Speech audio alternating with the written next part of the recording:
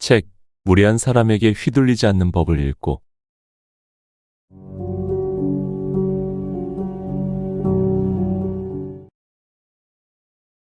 장수는 부럽지 않습니다. 단지 건강하게 산다는 것은 정말 부럽습니다. 우리는 모두 길게 사는 것보단 아프지 않게 살다 가기를 바랍니다. 하지만 여러분, 이런 말도 들어보지 않았나요? 건강은 타고나야 되는 거다. 타고난 수명이 제일 중요하다. 정말 건강은 유전자부터 타고나야 하는 걸까요? 2019년 뉴욕타임스 보도에 따르면 부모의 키는 당신 키의 80, 90%를 설명하지만 부모의 수명은 당신 수명의 3%만을 설명한다고 발표했습니다. 이처럼 최근 연구 결과를 보면 사람이 얼마나 오래 살지를 결정하는 데는 유전자보단 평소 생활 습관에 큰 영향을 받습니다. 하지만 세월의 무게로 방법을 알면서도 실천이 어려운 것도 사실입니다. 그래서 이번 영상에서는 오늘 바로 실천 가능한 6가지 생활 습관을 알려드리려고 합니다. 맨발로 걸으세요, 운동하세요와 같은 뻔한 행동이 아닌 의외로 모르는 기적의 장수 습관을 알려드리려고 합니다. 지금 이 영상을 보고 난 뒤 모두 다 해보겠다는 마음보다는 6가지 습관 중에 딱 1개만 가져가겠다는 마음으로 오늘 실천해보세요. 건강한 노후를 보내는데 많은 도움을 줄 거라 확신합니다. 좋아요와 구독 버튼 한 번씩 눌러주셔서 저에게 작은 운들을 모아주시면 감사하겠습니다. 지금부터 시작합니다. 첫 번째, 지금 입속에 침이 얼마나 있는지 확인한다. 나이가 들면 입냄새가 난다. 아무리 상냥하고 보기 좋은 미소를 지으며 재미난 이야기를 해도 입냄새가 나면 손자는 도망쳐 버린다. 그렇다고 가족이 집안의 어른인 고령자의 입냄새를 지적하기는 쉽지 않다. 고령자는 가족들이 왠지 자신을 피한다고, 싫어한다고 생각해 소외감을 느낀다. 나이가 들면 입냄새가 나는 이유는 뭘까?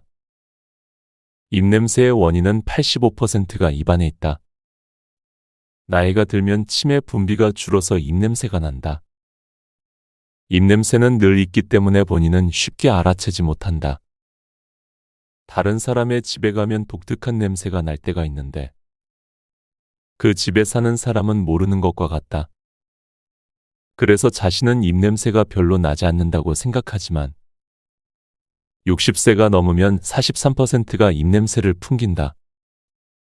일단 자신의 입냄새를 확인해보자. 컵만 있으면 된다. 컵에 대고 숨을 내쉰 뒤 손으로 입구를 막는다. 그러고 나서 코로 신선한 공기를 들이쉬고 하하고 숨을 내쉰 다음 컵에 공기를 코로 들이쉰다. 과연 어떤 냄새가 날까? 침은 소화를 도울 뿐 아니라 입안을 깨끗하게 해준다. 침이 줄어서 입안이 건조해지면 음식물 찌꺼기와 세균을 씻어내지 못한다. 침은 약 99%가 수분이다. 이 수분이 입안을 흐르면서 음식물 찌꺼기 등을 씻어준다. 음식물 찌꺼기 등이 쌓이면 냄새가 난다. 또 혀에는 설태라는 것이 낀다. 혀의 표면이 하얗게 또는 노랗게 되는 증상이다. 침이 부족하면 설태가 생기기 쉬워 냄새를 발생시킨다. 나이가 들면 침의 분비가 줄어 입안의 음식물 찌꺼기나 치주염균을 제거하지 못해 치주염이 심해진다. 흔히 달걀 썩는 냄새로 비유되는 악취가 발생한다. 치주염이 악화되면 입냄새를 유발할 뿐 아니라 치아를 지탱하는 뼈까지 녹인다. 침을 나오게 하는 먹거리로는 레몬과 매실이 좋다. 레몬을 먹는 장면을 상상해보자. 입에서 침이 나오는 게 느껴질 것이다. 시다는 느낌이 침의 분비를 촉진한다. 과일도 입냄새 예방에 효과적이다. 파인애플과 파파야에는 단백질을 분해하는 파파인이라는 효소가 들어있다. 파파이는 입속 단백질을 분해해 냄새를 억제시킨다. 키위에 들어있는 액티니딘도 같은 효과가 있다. 사과는 천연 칫솔로 불린다. 신맛도 있어서 침이 나오기 쉽고 식이섬유가 풍부해. 베어 먹을 때 이를 깨끗하게 해준다. 사과의 폴리페놀도 입냄새 예방에 효과적이다. 과일만이 아니다. 감칠맛은 침 분비를 자극하고 침의 양을 늘려주므로 감칠맛 나는 음식을 먹으면 입냄새 예방에 도움이 된다. 감칠맛 성분인 글루타민산은 다시마, 멸치 등을 우려낸 막국물에 들어있다.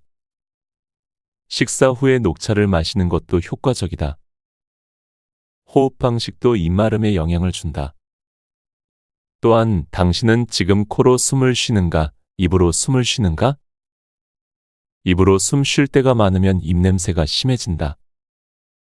코로 호흡하면 코를 통해서 입 그리고 폐로 공기가 흘러 들어간다. 공기가 건조해도 일단 코를 통함으로써 습기가 생기므로 입은 그다지 건조해지지 않는다. 반면에 입으로 호흡하면 공기가 직접 입으로 들어간다. 그러면 입이 말라 들러붙고 입냄새도 심해진다. 따라서 평소 코로 호흡하도록 해야 한다. 두 번째, 소변 참는 연습을 하자. 고령자가 외출을 싫어하는 이유는 화장실을 자주 가야 하기 때문이다. 나이가 들면 소변을 농축하는 호르몬이 줄어든다. 그러면 소변 농도가 흐려지고 양도 증가한다.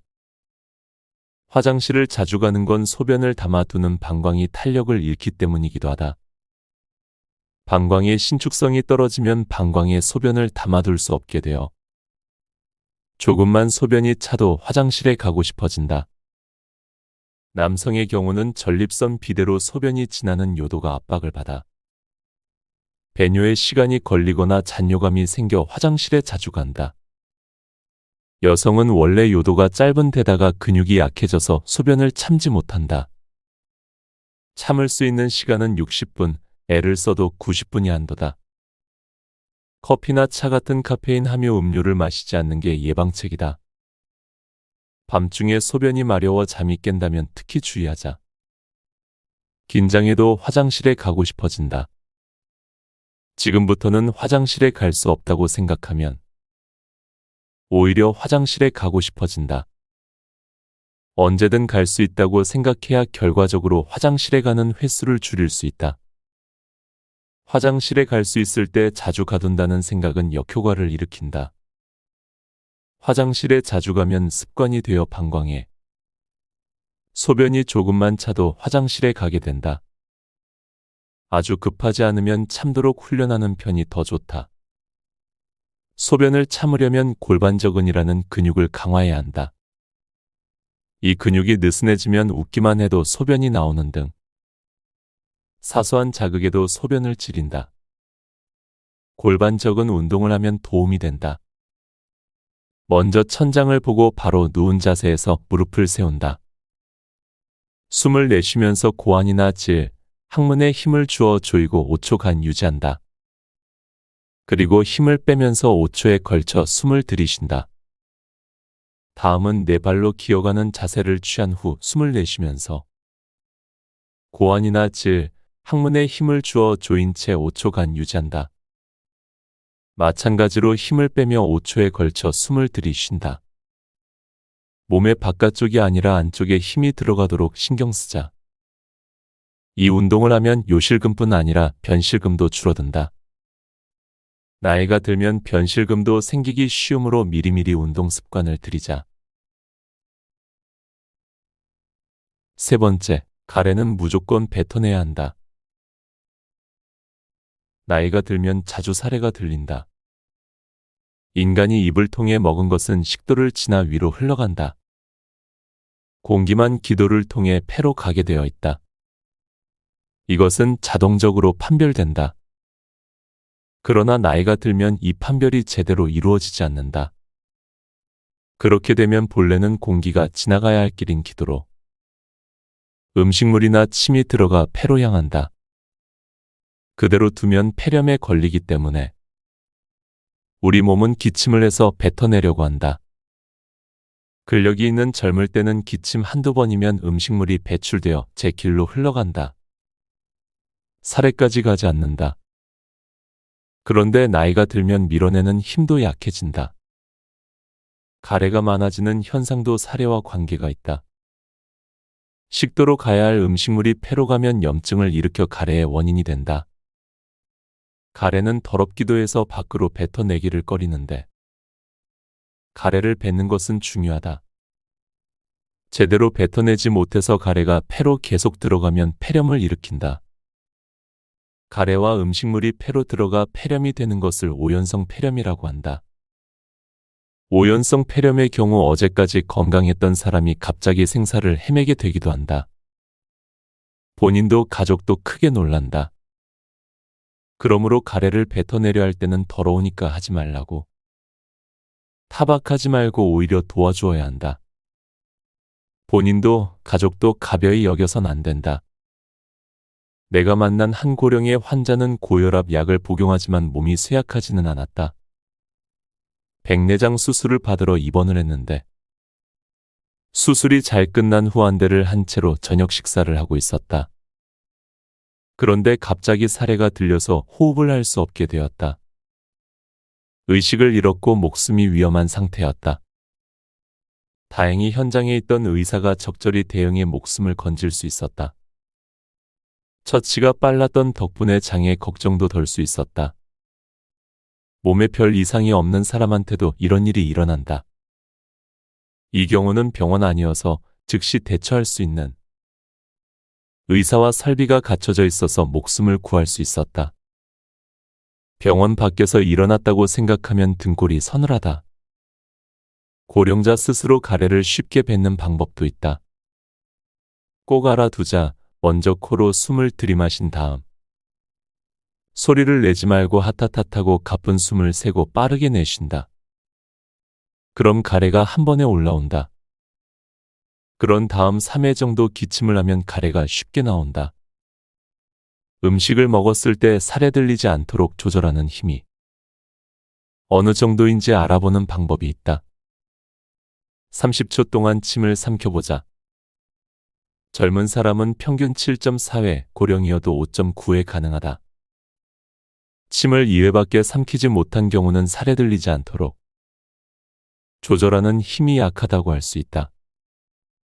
그래서 트레이닝을 통해 단련해 둘 필요가 있다. 먼저 혀를 단련하는 방법이다. 혀를 입천장에 밀어붙여서 힘을 주며 3초간 유지했다가 힘을 빼는 운동을 10회 실천한다. 아침, 점심, 저녁 각각 10회씩 한다. 또 심호흡과 호흡근을 단련해 호흡 상태를 좋게 유지하는 것도 효과적이다. 호흡근이란 호흡에 관계하는 폐 주위의 근육으로 이곳을 단련하면 호흡을 편하게 할 수 있다. 호흡근 단련은 매우 간단하다. 코로 3초에 걸쳐 공기를 들이마시고 6초 동안 입으로 내뱉는다. 촛불을 끄듯이 내뱉는 것이 요령이다. 펑퍼짐하게 내뱉지 말고 목표물을 향해 내뱉는다. 입이 오므라들기 때문에 폐 주위의 근육의 압력이 가해지는 것을 느낄 수 있다. 살에 들리지 않으려면 입이 마르지 않게 한다. 입이 건조하면 가래가 생기기 쉽다. 수분을 섭취하거나 사탕을 물면 입안 수분 유지에 좋다. 단, 당분이 많이 들어있는 음료는 마시면 침이 줄어서 오히려 입안 건조증을 키움으로 삼가자. 오징어와 문어회를 즐기는 사람도 많은데 이렇게 즐기고 잘 씹히지 않는 음식을 먹는 건 위험하다. 먹고 싶을 때는 목에 걸리지 않게 잘게 잘라서 먹어야 한다. 네 번째, 돋보기나 안경을 꼭 점검한다. 고령자는 왜 계단에서 잘 넘어질까? 중심과 눈의 영향이 크다. 나이가 들면 중심이 불안정해진다. 20, 30대와 비교하면 60대는 20%, 70대는 41%의 비율로 균형 감각이 떨어진다.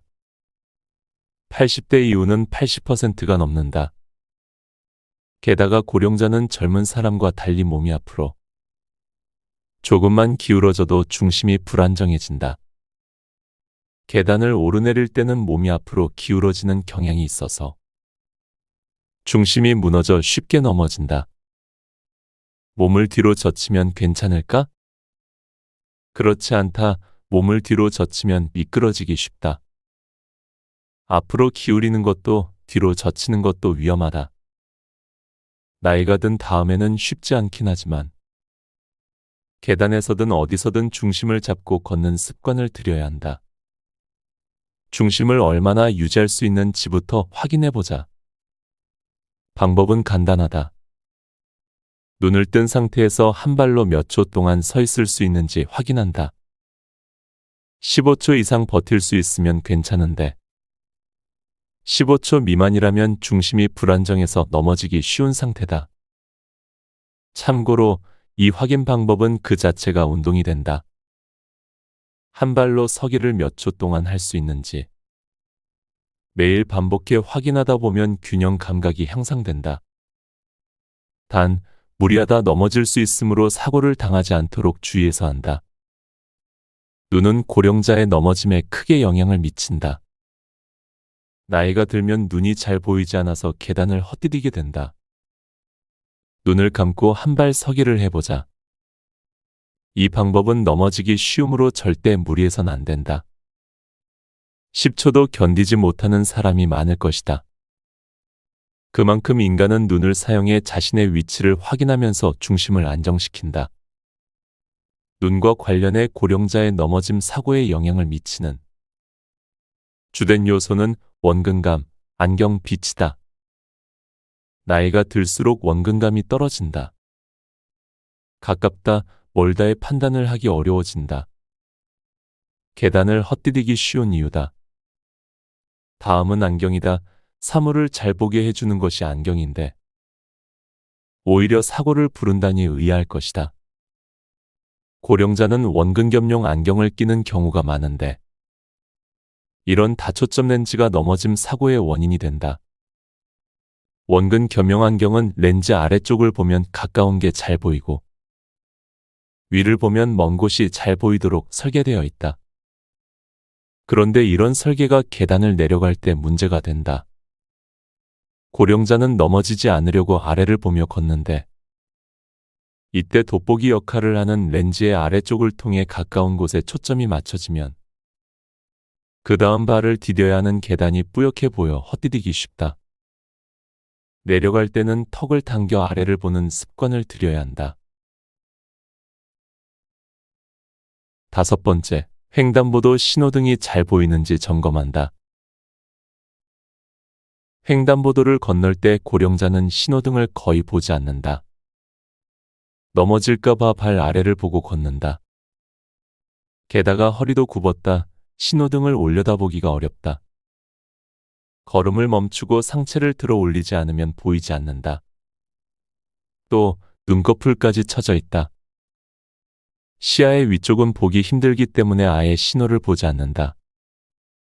멀리 떨어진 곳에서는 신호등이 보이지만 가까이 가면 보이지 않는다. 눈꺼풀이 처지지 않았을 때는 상향 45도 이상 보인다. 그러나 나이가 들고 눈꺼풀이 처지면 차츰 시야가 좁아진다. 만일 집안에 고령자가 식기나 늘 사용하는 물건을 위쪽에 두지 않는다면 눈꺼풀이 처졌는지 살펴보자. 실제로 눈꺼풀을 손가락으로 집어 들어 올려주면 눈꺼풀이 처져 있었던 경우 잘 보인다고 감탄할 것이다. 참고로 눈꺼풀이 처지면 사물을 보기 어려울 뿐 아니라 어깨 결림과 피로를 느끼게 된다. 눈꺼풀이 처지는 안검하수라는 증상은 안과에서 다룬다. 고령의 환자를 진찰하다 보면 처진 눈꺼풀 때문에 신호등을 미처 보지 못한 경우를 만난다. 늘어진 피부를 제거하는 수술을 받은 후 눈이 커져서 보기 쉬워졌다고 말하는 사람들이 있다. 눈꺼풀이 처져서 신호등을 잘 보지 못하는 상황은 보행뿐 아니라 운전 중에도 일어난다. 잘못하면 신호를 무시하고 돌진할 우려가 있다. 눈꺼풀 처짐은 예방이 중요하다. 콘택트 렌즈 사용자는 눈꺼풀이 처지기 쉬움으로 주의해야 한다. 특히 하드 렌즈는 장시간 사용하지 않는 게 좋다. 가렵다고 눈을 세게 비비는 습관도 눈꺼풀 처짐을 가속화한다. 여성은 화장을 지울 때 문지르기 때문에 눈꺼풀이 처지기 쉽다. 문지르지 말고 가볍게 닦아내는 습관을 들인다. 인조 속눈썹은 눈꺼풀을 무겁게 해 처지게 함으로 붙이지 않는 편이 좋다. 정기적으로 눈꺼풀을 올리는 눈 운동을 하면 좋다. 눈을 세게 감았다가 크게 뜨면서 눈꺼풀을 들어 올린다.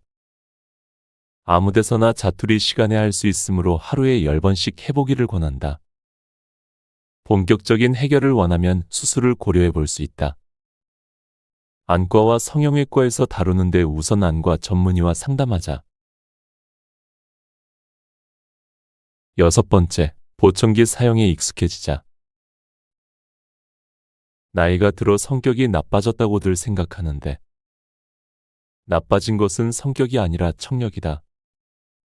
고령자는 소리를 불쾌하게 느낄 때가 있다. 아이의 목소리나 개 짖는 소리는 당신이 느끼는 것보다 훨씬 불쾌하게 인식한다.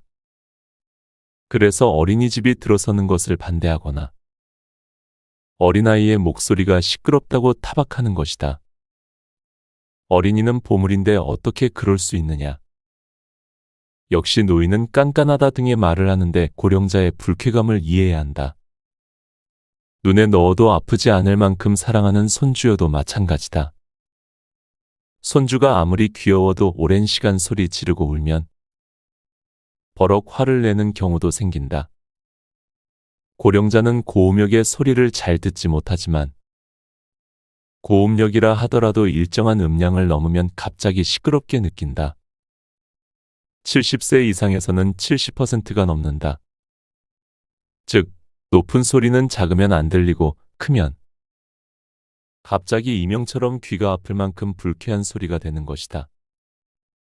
불쾌한 소리라고 하면 쉽게 상상이 가지 않을 텐데 금속과 금속을 문지르는 소리나 칠판을 손톱으로 긁는 것처럼 끽끼하는 날카로운 소리를 상상하면 된다.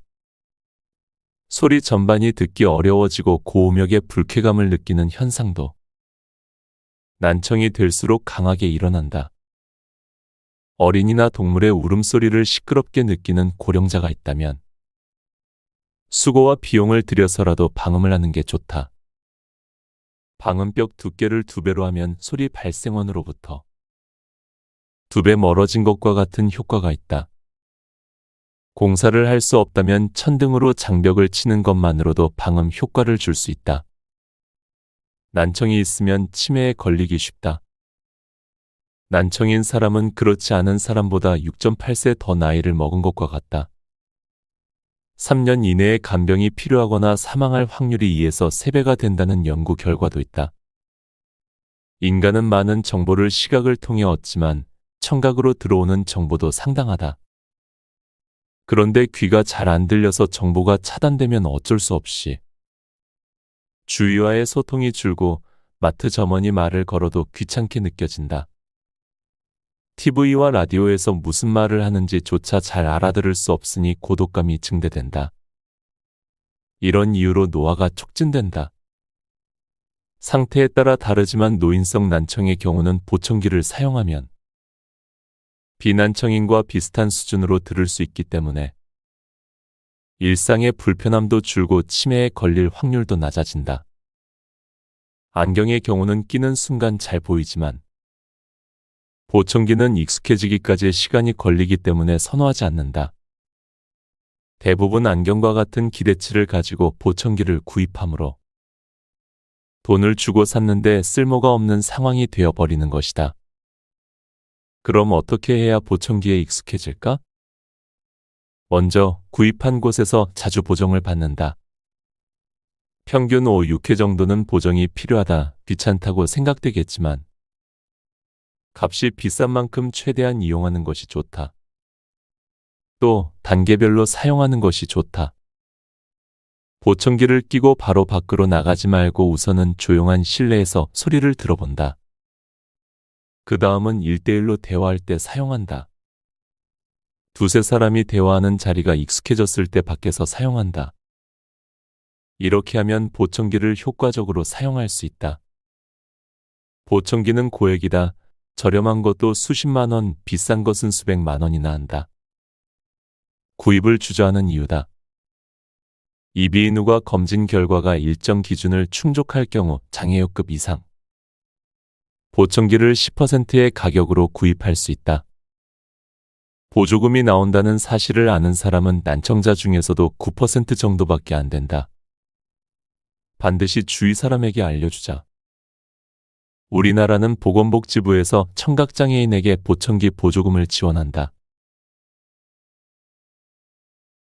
곁에 두고의 짧은 생각. 최근에 위, 대장 내시경을 받았습니다. 처음에는 애써 괜찮겠지라는 생각이 들었지만 내시경 날짜가 점점 다가올수록 설마라는 생각이 들기도 하더군요. 다행히 몇 개의 용종 제거만 했고 상태도 괜찮았습니다. 그때 느꼈습니다. 건강한 몸은 언젠가 한순간에 나빠질 수도 있겠구나. 그리고 그게 나일 수도 있고 아끼는 사람이 될 수도 있겠구나. 나이가 들수록 건강에 대해 더 생각하게 됩니다. 내 몸뚱아리지만 누군가에게는 아빠가 될 것이고 누군가에게는 한 배우자가 될 것입니다. 제가 어떤 건강한 유전자를 갖고 태어났는지는 모릅니다. 하지만 저는 제가 모르는 유전자 탓을 하기보다는 제가 할 수 있는 건강 습관을 조금씩 유지하려고 합니다. 오늘 하는 습관이 곧 나를 뜻하기도 하니까요. 여러분도 오늘 하루 몸도 건강하시고 마음도 건강한 하루를 보내셨으면 합니다. 오늘도 책 곁에 두고와 함께 해주셔서 감사합니다. 좋아요와 구독 버튼 한 번씩 눌러주셔서 작은 행운들을 모아주세요.